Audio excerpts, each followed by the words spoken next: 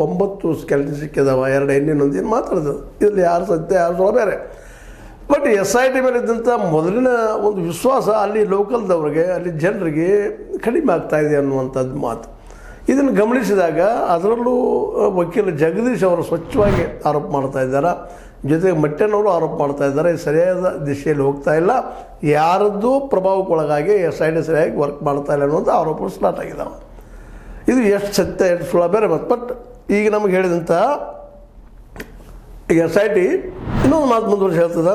ಕಾಡಿನಲ್ಲಿ ಸೋಮವಾರ ಪತ್ತೆಯಾದ ಅವಶೇಷ ಒಬ್ಬ ವ್ಯಕ್ತಿಗೆ ಸಂಬಂಧಿಸಿದ್ದಂತೆ ಮೇಲ್ನೋಟಕ್ಕೆ ಕಾಣಿಸುತ್ತದೆ. ಗಂಡಸಿನದೋ ಹೆಂಗಸಿನದ್ದೋ ಎಂಬುದು ವಿಧಿವಿಜ್ಞಾನ ತಜ್ಞರು ಪರಿಶೀಲಿಸಿದ ಬೆಳಕಿಗೆ ಗೊತ್ತಾಗಲಿದೆ.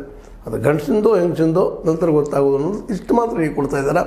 ಇದರಿಂದಾಗಿ ಸಹಜವಾಗಿ ಎಲ್ಲರಿಗೂ ಸಂಶಯ ಸ್ಟಾರ್ಟ್ ಆಗಿಬಿಟ್ಟದ.